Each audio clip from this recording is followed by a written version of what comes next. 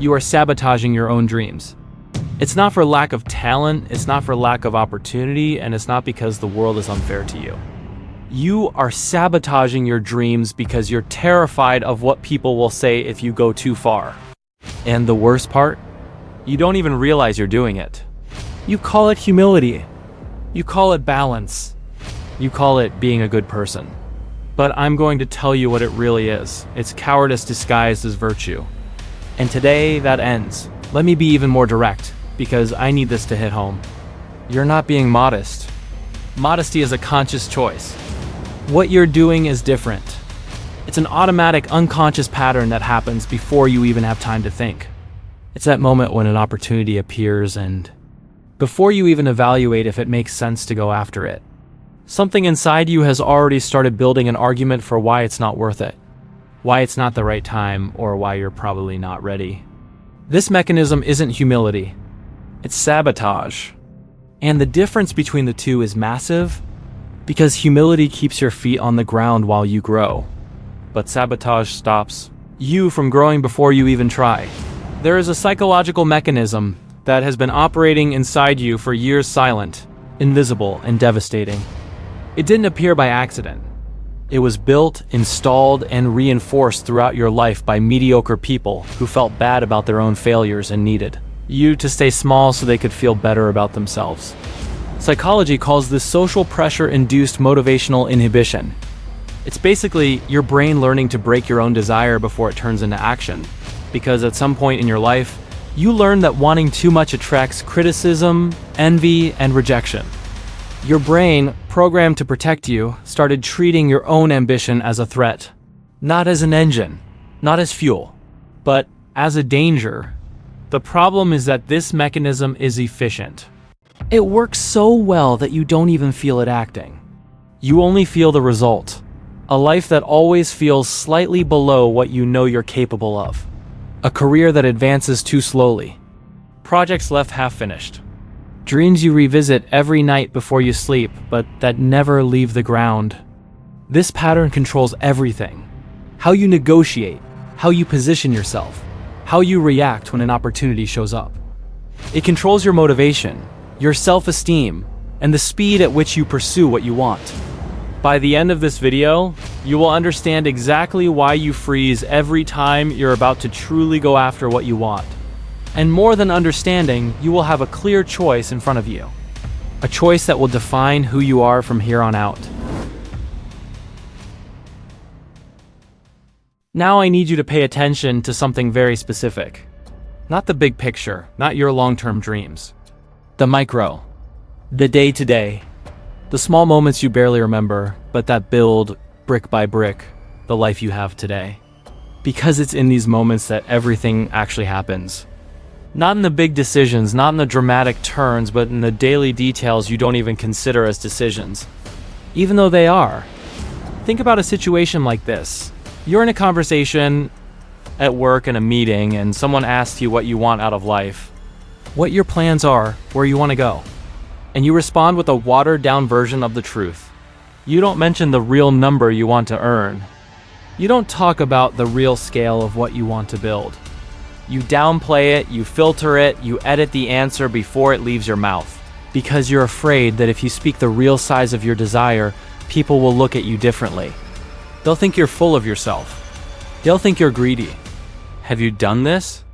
Of course you have. Everyone here has. The question is, how many more times are you going to keep doing it? And it doesn't stop there. Think about how many times you've refrained from self-promotion, from speaking openly about an achievement, because you were afraid of sounding arrogant. You did something good, something that deserved recognition, and you stayed quiet, waiting for someone to notice on their own. Waiting for someone to come up to you and say, "Man, that's incredible work." And sometimes it happened, but most of the time it didn't. Because the world doesn't stop to applaud someone sitting quietly in a corner waiting to be discovered. The world applauds those who put themselves out there. The world recognizes those who take up space.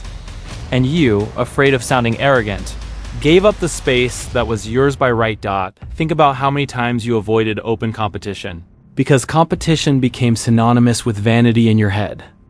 You had the capacity, you knew you could go further, but something held you back. An internal voice saying, "Who do you think you are?"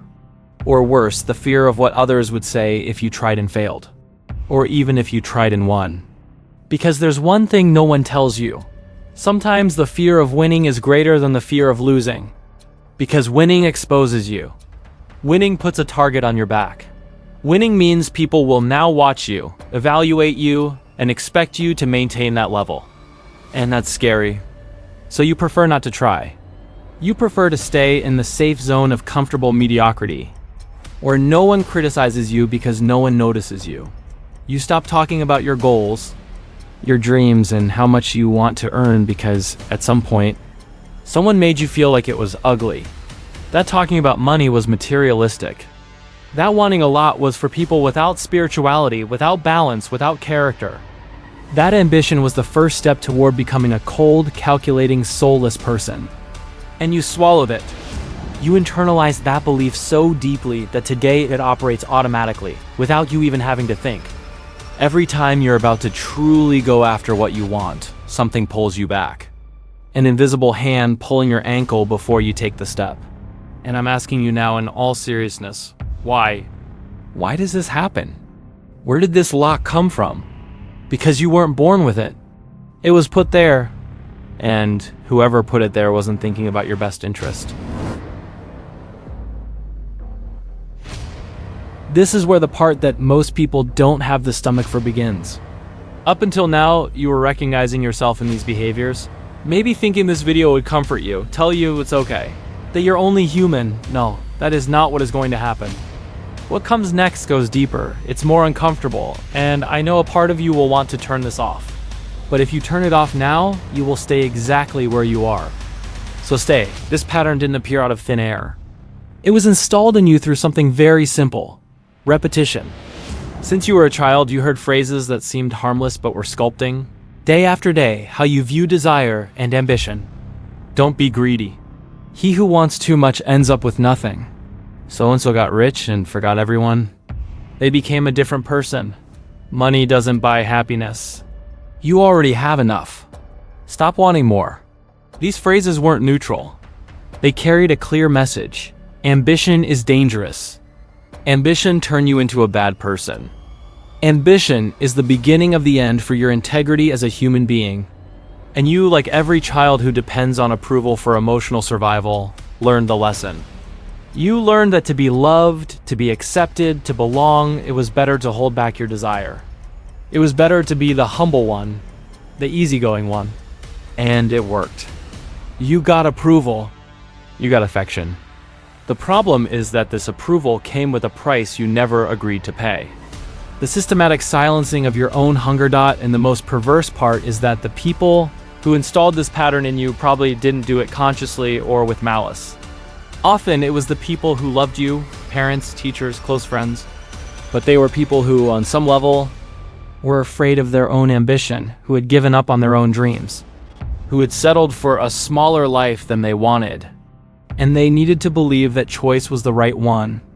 They needed to believe that wanting less was wisdom, not defeat. And the best way to keep believing that was making sure the people around them didn't want too much either. Because if you went far, if you achieved what they never did, their narrative would crumble. So unconsciously, they taught you to be small. And you learned it so well that you became your own teacher. Nietzsche called this phenomenon slave morality or herd mentality. He said there is an invisible collective force that levels everything down, treating the desire to be extraordinary as arrogance and criminalizing excellence, because excellence exposes the mediocrity of those around it. The herd doesn't hate the lion because the lion is evil. The herd hates the lion because the lion doesn't need the herd to exist. And you spent years trying to look like a sheep just to avoid being hated, even though you had everything it took to be a lion. Machiavelli, centuries earlier, understood this even more directly. He said that a man who tries to be good in all matters will come to ruin among so many who are not good. In other words, in the real world, being too good in the sense of being docile, always yielding, never imposing, is a weakness that the world will exploit without remorse. This doesn't mean being dishonest. It means understanding that the field you're playing on isn't a classroom with fixed rules and teachers who reward behavior. It is territory. And territory is either occupied or lost. As Napoleon Bonaparte once said, ambition is the fuel of a superior spirit. He who does not desire the impossible will never achieve the extraordinary. People who got to where you want to be understood this. They didn't wait for permission to take up space. They didn't water down the size of what they wanted just to avoid scaring anyone. They were ruthless with their own goals, and they accepted that along the way, some people would be uncomfortable, some would walk away, and some would call them arrogant or cold as if those were insults. And they kept going anyway. Because they understood that other people's discomfort with your growth is not your responsibility. You are not responsible for managing the insecurities of those who didn't have the courage to go after what they wanted. Now I need to tell you something that's going to hurt. And I need you to listen until the end, because this is the part that changes everything. You're not being humble. Humility is a conscious choice made by someone who already has power and decides not to flaunt it. What you're doing isn't humility. It's convenience. You are being convenient for a system built by people who benefit from your smallness. You are being convenient for those who don't want to see you grow because your growth exposes their stagnation. You're not being balanced. You're being used. Used by public opinion, used by the fear of judgment, used by a narrative that was never meant to free you. It was meant to control you. And your goodness, this thing you call virtue, character, or being a good person, Freud would say that much of what humans call morality is, at its root, disguised fear. Fear of your own desire. Fear of your own strength. Fear of wanting and not getting it. Fear of wanting and getting it and still not being loved. You're not good because you're a good person. You're good because you're afraid of what happens when you stop being good. And that, for the first time in your life, is something you need to face head on. But there is an even deeper layer to this pattern. One that almost no one has the courage to admit even to themselves. And it's what comes next that explains why, even after hearing all this, even after reading books and watching videos, nothing truly changes. Because the problem isn't just in what you believe. It's in what you're addicted to. Your brain is addicted to the small version of you. And that's not a metaphor. It's neuroscience. Every time you shrink back from an opportunity, every time you water down your desire to please someone, every time you choose approval over advancement, your brain releases a hit of relief, a chemical reward for avoiding the danger of rejection. It's the same reward system that creates chemical dependency. Same structure, same mechanism, except instead of a substance, the drug is approval. Instead of escaping physical pain, it's escaping the pain of social rejection. Over time, this cycle becomes an addiction. You start unconsciously seeking out situations where you can back down, where you can give in, where you can be the nice guy because it provides immediate pleasure. The problem is that this immediate pleasure is destroying your life in slow motion. You are trading your future for present approval. You are trading who you could become for the version of you that is easier for people to love, people who, let's be honest, often aren't even looking at you as closely as you imagine. This shapes everything. It shapes how you negotiate, always asking for less than you deserve so you don't seem difficult.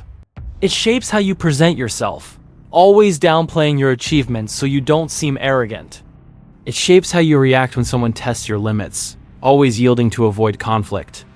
It shapes how you make decisions, always choosing the safest, most acceptable, most palatable option for those around you, even when that option isn't best for you. Over time, this pattern solidifies. It gets harder to break with every passing year because every year you have more stories, more internal evidence that this is just how you are. And your brain uses those stories to convince you that change is impossible, that you're not the type of person who acts with ruthlessness, that it's for a different profile, a different personality, a different type of person. Not you, but that's a lie. It's a narrative your own brain built to protect itself from the discomfort of change. Because change hurts. Change means facing rejection. It means enduring the discomfort of being misunderstood, being called arrogant, losing the approval of people who only approved of you while you stayed small. Your brain prefers the known pain of stagnation over the unknown pain of transformation. So it tells you a story: you're already good enough this way. You don't need more. He who wants too much ends up alone. And you believe it. You believe it because it's easier to believe than to face. John Gotti understood something about power that most people never will. We aren't here to glorify what he did, the crimes, the violence, the world he operated in. But there is a psychological principle in his trajectory that is impossible to ignore. He never asked for permission to take up the space he wanted. In an environment where everyone waited their turn, where hierarchies were rigid and breaking the order was dangerous, Gotti was ruthless with what he wanted. He took risks no one else was willing to take. He acted while others hesitated. And he got there not because he was the smartest or the best prepared, but because he was the most ruthless with his own goal. Translate that to your life, within the law, within ethics, without any crime. How much space have you already failed to occupy because you were waiting for permission? How many opportunities passed because you hesitated while someone less prepared than you simply went for it? And now comes the question you need to answer honestly, not to me, but to yourself. How much time do you have left? It's not a philosophical question. It's a practical one. You don't have infinite time to keep being the convenient version of yourself. Every year spent playing small is a year that isn't coming back. Every opportunity you let pass for fear of judgment is an opportunity someone less qualified than you is going to take. Every time you back down, the pattern gets stronger, the voice holding you back gets louder, and the dream gets a little more distant. Until one day, you stop believing it's even possible anymore. If you've come this far, it's because something inside you is truly bothered. It's not intellectual discomfort. It's that feeling of being caught, of recognizing yourself in a truth you've been avoiding. And I need you to stay with that discomfort for a second, without running away, without minimizing it, without saying, but in my case, it's different. It isn't different. Your whole life, you played by the rules of people who never had your best interests at heart. People who taught you to be small because small is easier to control, easier to tolerate, easier to have around without feeling threatened. It is time to make your own rules.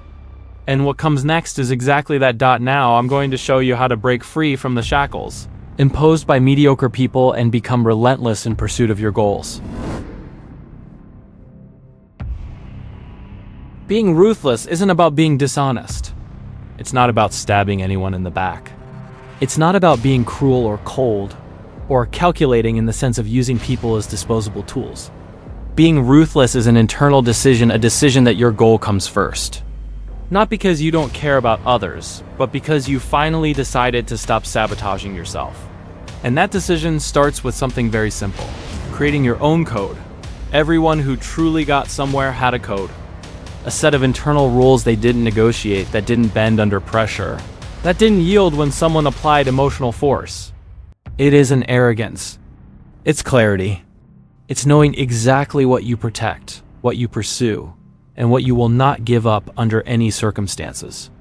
Think about an organization, a structure with clear internal rules that knows what it protects, what it doesn't negotiate, and what it remains loyal to above all else.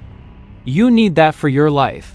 An internal code where rule number one is absolute loyalty to your goal, not to the comfort of others, not to the approval of those around you, not to the nice guy image you spent years building at your own expense, but to what you truly want. No filters, no watered down versions, no excuses. The difference between playing fair and playing small is exactly that.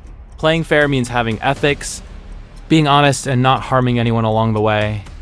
Playing small means accepting the rules others made to keep you behaved, predictable, and easy to handle. And many people confuse the two. They think that refusing to play small means being dishonest. It doesn't. You can have ethics and still refuse those rules. You can be honest and still negotiate hard, without apologizing for knowing your worth.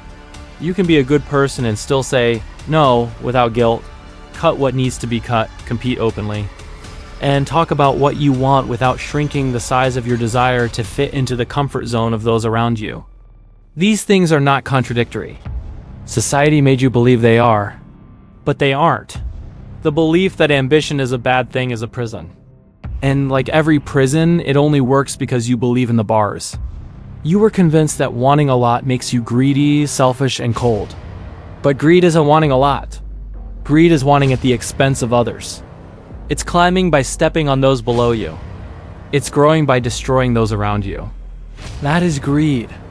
Wanting a lot, being ruthless with what you want, refusing a small life, and pursuing what you desire with everything you have without harming anyone in the process. That isn't greed.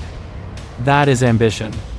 And ambition is the only fuel that has ever existed capable of moving a person from where they are to where they want to be. The difference between ambition and greed isn't the size of the desire. It's the method. And the method we're talking about here is simple. Go after what you want with everything you have. Play fair, don't stab anyone in the back, but also don't accept the rules of those who want to keep you small. Don't accept the low ceiling others built for you. Don't accept a supporting role in a story that should be yours. Don't accept crumbs when you know you're capable of so much more. Be ruthless. With your laziness, with your excuses, with the fear of judgment, with the version of you that yields every time someone pushes, with the internal voice that says you aren't ready, that it's not the right time, that you should wait a little longer. Be ruthless with all of it, because that voice isn't wisdom. It's the pattern speaking. It's the addiction to being small, trying to stay alive. And when you start acting this way, something changes. Not overnight, not in some magical, painless way, but it changes. People around you start treating you differently because you start treating yourself differently. Those who respected you halfway begin to respect you for real, because you've stopped accepting half measures. Those who are used to using you as a doormat will be bothered. They'll call you arrogant, they'll say you've changed. And they'll be right. You have changed, but for the better. Into the version of you that should have always existed.